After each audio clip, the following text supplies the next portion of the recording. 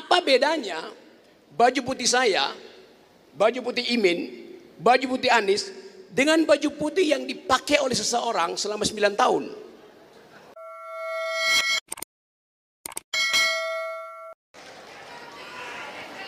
Diem lu. Oke ya. 9 tahun lalu ada panggung lebih panjang dari panggung ini di Senayan, warnanya merah. Ada orang di atas karpet merah itu dengan baju putih, dia jalan memberi harapan. Maka oleh majalah Times dieluk-elukan, dunia mengeluk-elukan. Tetapi ujian kepemimpinan bukan ketika dia keluar dari panggung. Sama seperti Peragawati, kalau dia keluar dari panggung itu langkah biasa, catwalking. Ujian seorang Peragawati ketika dia ada di ujung panggung dan dia melakukan U-turn. Itu momen ujian bagi seseorang. Dia bisa sukses keluar dari panggung dengan kamera, tapi begitu di panggung dia pakai high heel, stiletto, hak tinggi, tiba-tiba high heel-nya patah. Maka dia pincang. Saya pakai baju putih, Caimin pakai baju putih, Anies pakai baju putih. Ada di panggung hijau. Apa bedanya baju putih saya, baju putih Imin, baju putih Anies dengan baju putih yang dipakai oleh seseorang selama 9 tahun?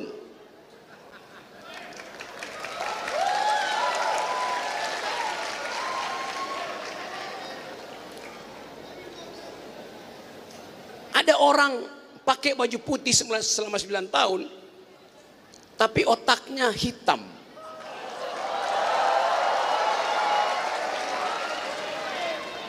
Baju putih dicuci tiap hari bersih, tapi hatinya kotor. Sekarang orang yang sama masih pakai baju putih, tapi putihnya putih pucat, putih ketakutan namanya itu. Bukan putih cahaya. Kita mau bikin perubahan supaya kita ubah.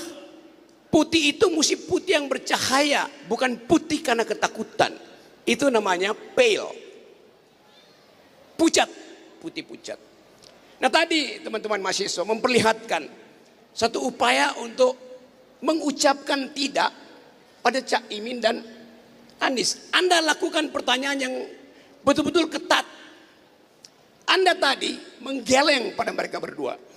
Dan tugas universitas adalah menggeleng, bukan manggut-manggut. Yang manggut-manggut itu turunan dinasti.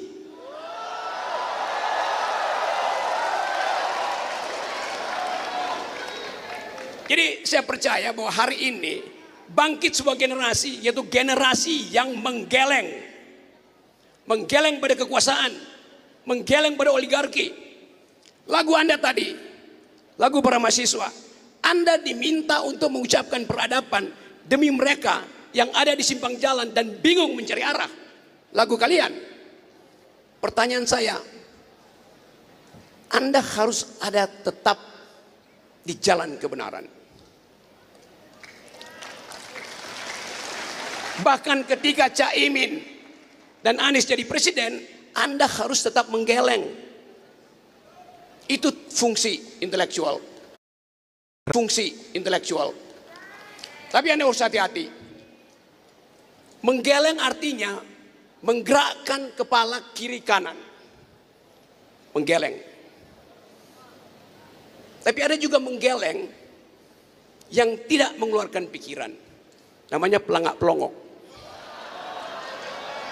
Jadi Anda mesti bedakan. Menggeleng artinya upaya mengeluarkan pikiran. Pelangak-pelongok karena justru tidak punya pikiran. Itu bedanya tuh. Jadi teman-teman di sini saya mengulas apa yang diucapkan tadi. Bahwa dua pasangan ini berupaya untuk bicara di tingkat paradigma, tingkat value, tingkat ide besar tuh. Itu yang kita perlu. Tanpa paradigma tidak ada proyek, tidak ada keputusan konseptual. Jadi mulailah mengkritik paradigm. Dan saya percaya bahwa satu waktu Anda akan lihat Apa yang dia ucapkan nanti, mereka ucapkan nanti di minggu pertama, minggu kedua, dan Anda siap-siap turun ke jalan untuk demo mereka nanti. Di situ kejujuran diawali.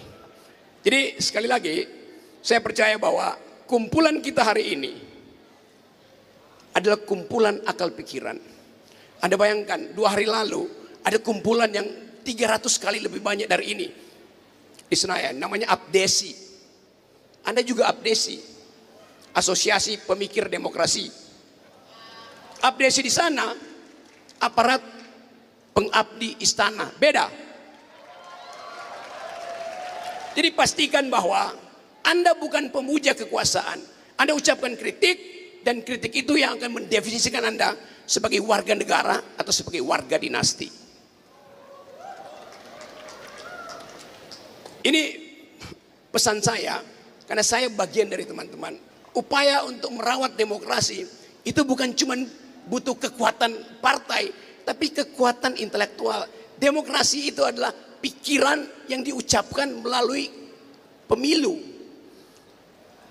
Demokrasi adalah kekuasaan otak melalui kekuasaan rakyat. Jadi mereka yang tidak bisa berpikir seharusnya tidak boleh dipilih. Nah, teman-teman di sini kita percepat pembicaraan ini. Saya hanya membuat kesimpulan dan Anda lanjutkan pertanyaan pada 2 bakal pemimpin ini. Semoga hari ini kita pastikan bahwa terbit keputusan untuk memulai perubahan. Dan sekali perubahan itu dimulai, tidak mungkin ada yang mampu mencegahnya. Kita ingin supaya satu waktu nanti panggung ini akan Anda lalui masing-masing. Kita ingin kendalikan ambisi-ambisi kekuasaan yang hari-hari ini hanya diatur melalui kaleng kongguan. Kita ingin ada generasi emas. Kita ingin semua kita mampu untuk mengucapkan keadilan. Kita ingin ada bagian yang kita tetapkan sebagai tujuan bernegara. Surabaya diingat sebagai kota perjuangan. Bung Karno belajar di sini. Semua ideologi dimulai dari Surabaya. Bung Karno belajar tentang nasionalisme di sini.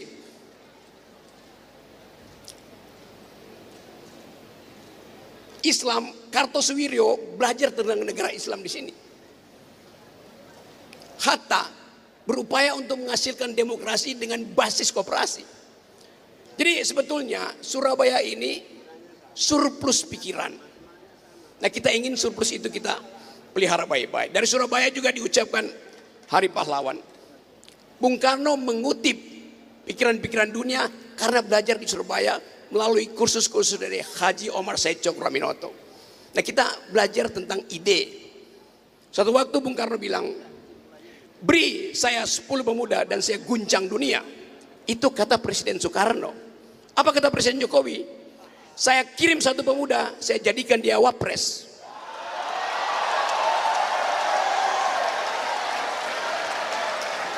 Nah, saya ingin pemuda-pemuda Surabaya menghalangi politik dinasti yang makin menjadi-jadi. Terima kasih.